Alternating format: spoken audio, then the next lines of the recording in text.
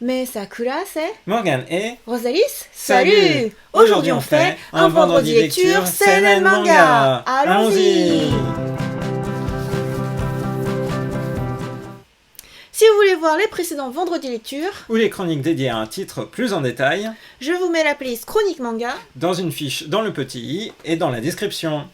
Et donc aujourd'hui nous avons tous ces seinen Voilà. que tu as sélectionnés. Tout à fait. Et il y a du très bon, vraiment, là j'étais très content, c'est de l'excellente lecture, je vais essayer de partager avec vous mon enthousiasme. Et il y a même un petit bonus à la fin. Ouais, il y a un bonus. Alors du coup on commence On par va le commencer premier. par le premier. Tadam! Blue Period, c'est vraiment le coup de cœur de ce début d'année. Blue Il y a eu Period. ma chronique dédiée parue sur la chaîne. Et alors Blue Period nous plonge dans le milieu de la création artistique aux côtés d'un lycéen qui va découvrir l'art, mais vraiment en tant que néophyte, mais il a une sorte de coup de cœur. Et depuis, il veut intégrer l'Université des Arts de Tokyo. Et même je dirais que c'était un lycéen pétri d'a priori. Voilà, des jugements préfaits, genre ouais non c'est que pour les fainéants, c'est un cours juste pour dormir et tout, et voilà, il se met vraiment d'un point de vue totalement découverte.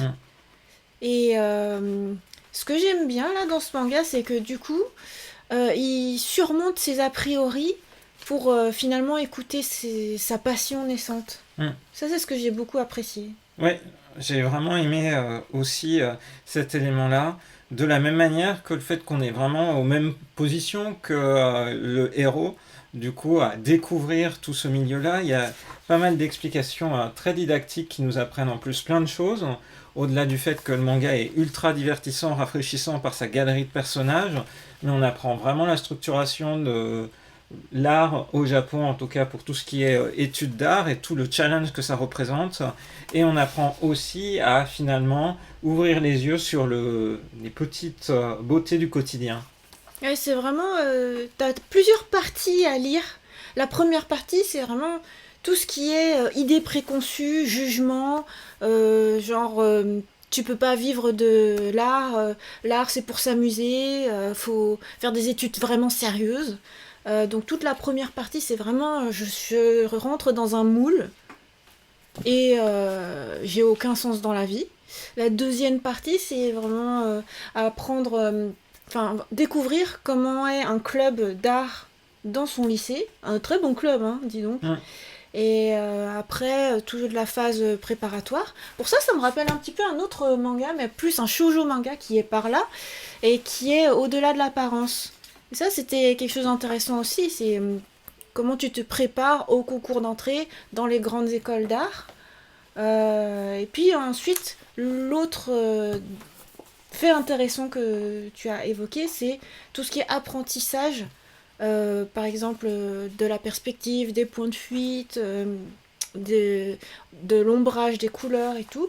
Et là où j'ai été étonnée, c'est que c'est vraiment pointu. Tu vois, tu pourrais juste effleurer un peu le sujet pour dire, voilà, c'est un peu l'histoire prétexte pour amener le héros d'un point A à un point B. Mais non, pas du tout. T'as un vrai cours de dessin en même temps qu'en lisant le manga. Ouais, j'ai été étonnée. Ouais. Et effectivement, le message questionne sur est-ce que du coup l'art est juste basé, la création artistique sur un don ou sur le travail. Et là, le héros découvre dans les premiers chapitres... Tu veux dire sur un talent ? Oui. Même en dessin, il existe des techniques et on doit tout apprendre. Si l'art, ce n'est pas un monde où le talent prime, est-ce que j'ai une chance de réussir moi aussi ? Voilà, c'est ce qui se pose comme question. Et j'ai trouvé vraiment... J'ai hâte de lire la suite parce que je trouve captivant ces questions. Les différents personnages sont vraiment attachants, haut en couleur, ça se détache de... Pardon, parce que je vois de la peinture. Ça se détache de beaucoup de types de personnages qu'on peut avoir l'occasion de croiser. Ne serait-ce que le héros, par exemple, tu vois, nous-mêmes, on peut avoir des idées préconçues. Quand il a un look de voyou, il passe la nuit au bar à boire en regardant un match de foot. Tu te dis pas que c'est quelqu'un qui va être bosseur, qui va être capable de passer des heures à dessiner, et même dessiner beaucoup plus que les autres. Et ouais, rien que ça déjà. Voilà, bah, sans détailler plus, puisque vous pourrez aller voir ma chronique, juste un élément sur le fait que la mangaka à l'origine de Blue Period est quelqu'un qui a fait justement l'université des arts de Tokyo, l'université que le héros vise dans ce manga-là. Et puis par ailleurs, ce manga a reçu des prix prestigieux au Japon, dont le prix Kodansha, mais aussi le Taisho, le prix Taisho, le grand prix du manga, qui Ce fait qui qu'il fait qu'en était librairie, on le voyait partout. voilà, en librairie au Japon. Mm. Donc c'est vraiment, je pense, un titre à découvrir si vous, d'une manière ou d'une autre, vous intéressez à la création artistique et que je pense, si vous regardez cette vidéo, ben, je pense que c'est votre cas. Donc voilà, vivement recommandé. Il faut dépasser un certain stade aussi parce que je trouve que graphiquement au début, moi, ça m'avait un peu rebuté. Ouais, j'ai fait tomber un manga. Tu vois, je sais pas, ça paraissait un peu brut. Et les personnages, ils ont un chara-design qui est très, je sais pas, plume. Plume. Enfin, tu vois, ça fait pas comme... Ça fait clairement pas comme quand tu lis, je sais pas moi, Gochiusa par exemple, Ah où oui, tout oui, est rond, c'est vrai. tout est doux. Là, tu vas y avoir des angles, il va y avoir des contorsions étranges pour exprimer des choses. Voilà, donc il Mm. faut dépasser quelques a priori. En fait, c'est vraiment manga, dépasser les a priori. Mm. Super coup de cœur. Et donc Ensuite, l'autre, il faut aller chercher par terre. on va passer au deuxième Deuxième manga, lecture. le tome 4, et donc l'avant-dernier tome pour ce très bon manga Just Not Married, dont j'avais fait Just aussi Not une Married. chronique à la sortie des premiers tomes en France. Et bah, c'est toujours aussi captivant de voir l'évolution de ce couple qui vit ensemble depuis une dizaine d'années. À chaque fois, ces chapitres qui donnent de manière alternative le point de vue du garçon, le point de vue de la fille. Et là, il est évoqué dans ce tome-là, plus particulièrement la pression sociale liée, par exemple, au fait d'avoir un enfant, de se marier. Bref, c'est le cœur de ce chapitre-là, puisque il y est le thème, le point central, c'est des retrouvailles entre amis de lycée. Mhm. Ouais, c'est toujours le moment où tu te confrontes à l'évolution de chacun et chacun juge l'autre en fait. Hmm. Dans son évolution, dans ce qu'il Mhm. était, dans ce qu'il avait à dire. Et du coup, c'est vraiment le moment, c'est une pression pour beaucoup de Japonais, en fait, ces moments de retrouvailles qui sont quelque part instaurés, on va dire, institutionnalisés presque, parce qu'on voit souvent ce type de scène dans des mangas, on les Moi, j'ai jamais retrouvailles. revu mes amis de lycée. Oui, Enfin, c'est mes camarades de lycée. ouais, parce qu'on n'a pas cet élément-là, mais là on les voit arriver par exemple justement dans le restaurant qui a été réservé pour ces retrouvailles-là. Et du coup, c'est vraiment, vraiment des chapitres qui vont assez profondément à la fois bien dans la psychologie de chacun des personnages, le garçon et la fille, mais également dans leur entourage, l'entourage de lycée qu'ils ont côtoyé. Et un point intéressant, c'est que ça va jusque au point de vue de la prof de l'époque et de ce qu'elle Ça, éprouvait c'était touchant. comme analyse vis-à-vis de ces petits jeunes, entre guillemets, de lycéens qu'elle essayait de guider au mieux par rapport à leur évolution et combien en fait des mots peuvent aussi impacter des choix de vie. Et j'ai trouvé ça vraiment, vraiment sympa parce qu'à chaque fois dans Just Not Married, des fois il y a un chapitre final qui est le point de vue de quelqu'un d'autre, pas seulement le point de vue de lui ou le point de vue d'elle, mais le point de vue d'un autre personnage. Et là c'est le point de vue de la prof et j'ai trouvé que c'était vraiment Mais bien surtout amené. toi, en tant qu'enseignant, je suis sûre que ça t'a marqué en te Oui, ça disant fait oui, battre tu mon peux petit peut-être, cœur. voilà, tu peux Tout à peut-être fait. apporter des choses. Ouais, ouais. Mm.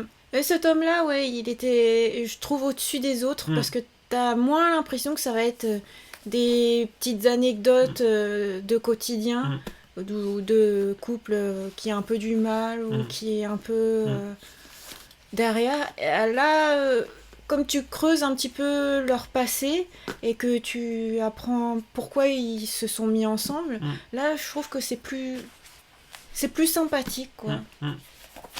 Voilà, ça c'est typiquement une scène où ils étaient au lycée et où la prof a conseillé le protagoniste.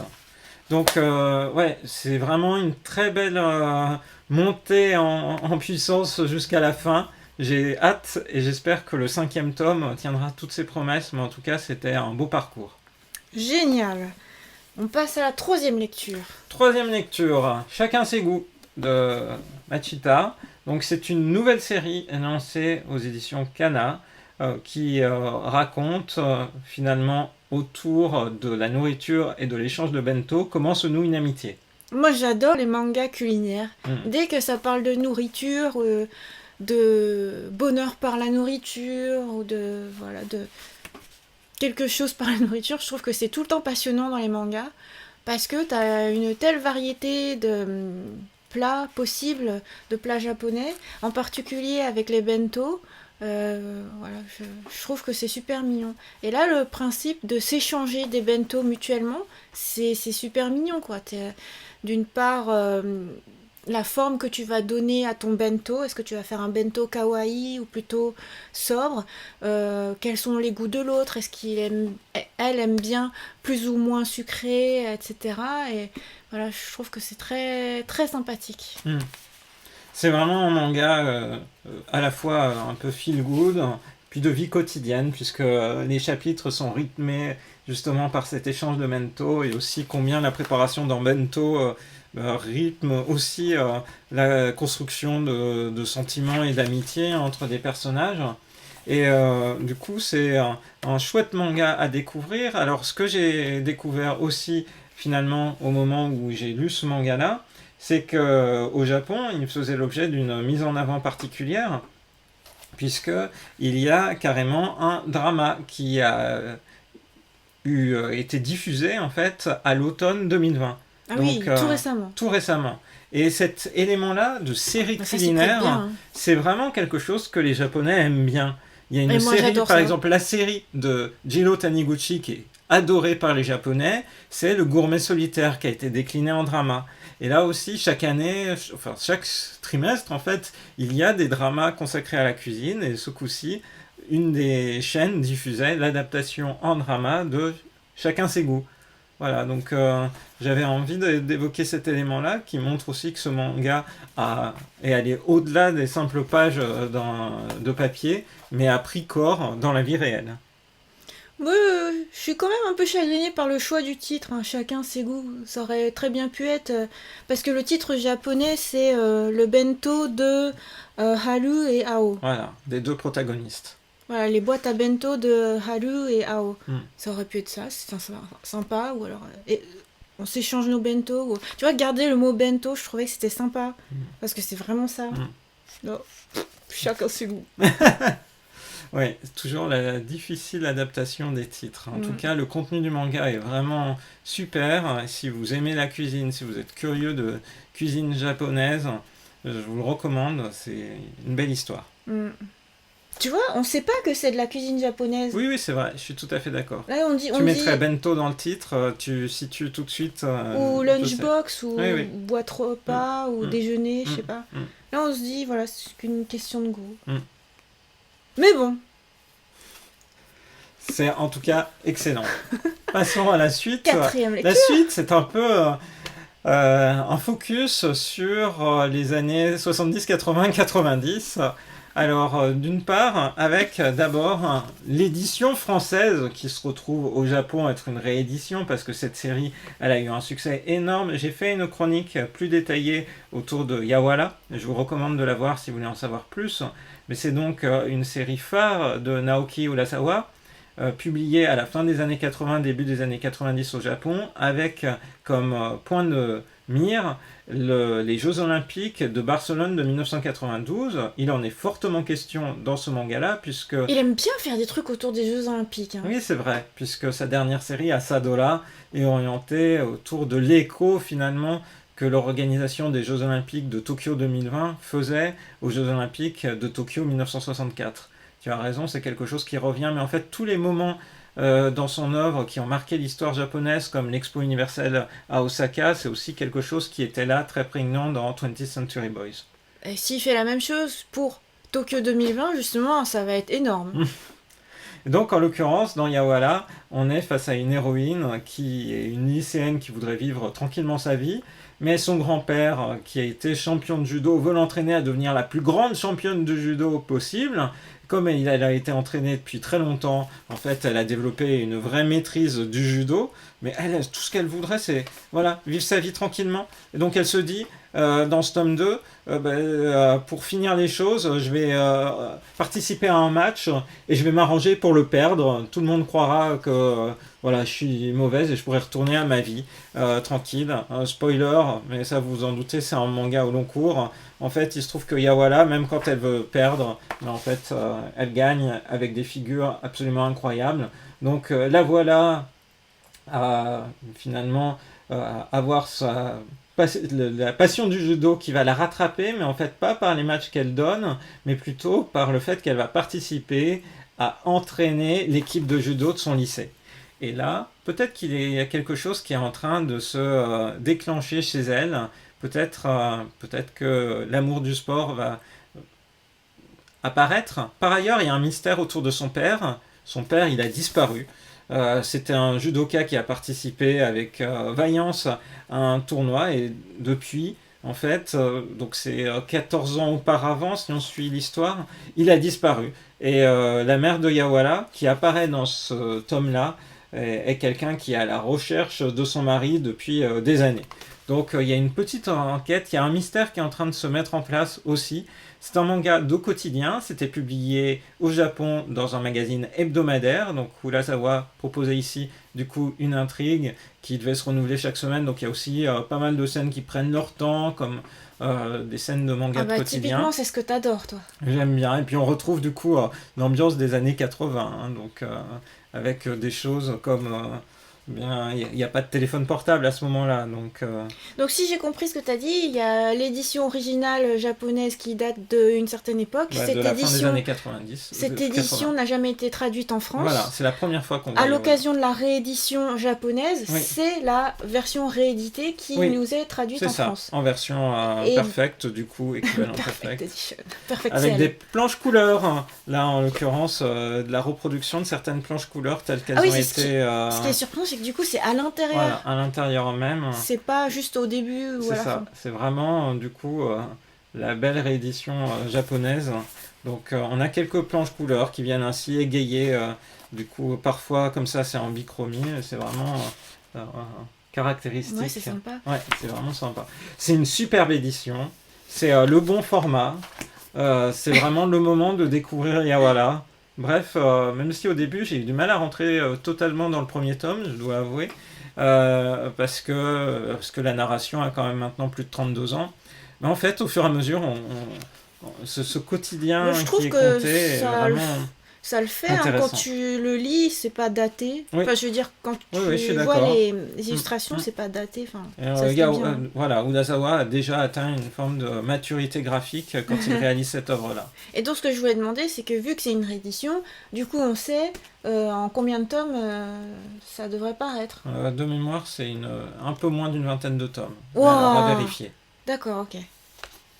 À vérifier dans ma chronique. J'ai oublié depuis. Ok.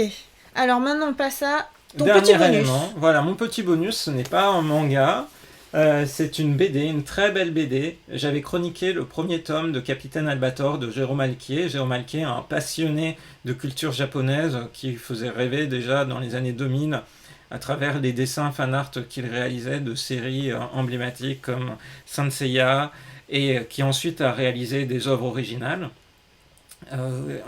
Du coup en BD. Et là, il a pu réaliser Capitaine Albator en partenariat du coup avec Leiji Matsumoto, l'éditeur japonais, et donc réaliser un rêve. Mais c'est vraiment une BD faite par un fan qui connaît extrêmement bien l'univers d'Albator, qui sait finalement parler aux fans et qui Le Cara réalise Design, par contre, ça fait manga. une série en 3 tomes. Donc là, c'est le 3e et dernier beau. tome qui clôt l'intrigue. Et c'est juste magnifique. C'est vraiment dans l'ambiance de la première série d'Albator, Albator 1978. Il y a énormément de clins d'œil, mais pas seulement justement à Albator 78, mais à tout l'univers de Leiji Matsumoto. D'ailleurs, on retrouve dans cette BD un personnage qui fait penser qui est l'incarnation de Leiji Matsumoto. Et c'est vraiment, vraiment bien construit jusqu'au bout. C'est Je pense que pour lui, ça a été un rêve de fan, et pour les fans, c'est aussi un rêve que de lire ce type de bande dessinée. Vraiment une Waouh! très belle œuvre, du coup, qui se conclut, et qui était la Ouais, première dernier tome. œuvre que Kana faisait paraître dans cette nouvelle, enfin maintenant elle est plus tout à fait nouvelle, dans cette collection qui vise à revoir les classiques euh, du manga ou de l'animation japonaise. Alors je sais plus comment il l'appelle, bah, je ne le retrouverai pas ici. Mais du coup, on sait que la prochaine étape... Ah bah c'est Classics, Ah bah voilà, dans la collection Classics, je ne trouvais pas. C'est évident. avec un i à Dans l'envers. la collection Classics, le prochain classique à être revisité par des auteurs français, c'est Goldorak, et ça sortira à l'automne 2021. Mais si c'est Hmm. de la même qualité que ce que Jérôme Alquier a produit pour Capitaine Albator, ça devrait vraiment faire rêver. Et quelques planches et quelques crayonnés ont été révélés sur le site de Kana en 2020. Donc j'ai vraiment hâte de découvrir ça. Voilà, donc en tout cas, pour les fans d'Albator, je recommande tellement chaudement cette BD. C'est un choix hein, Allez-y. de pas appeler ça Captain Harlock. Oui, parce que c'est l'atmosphère d'Albator 1978, ça fait écho.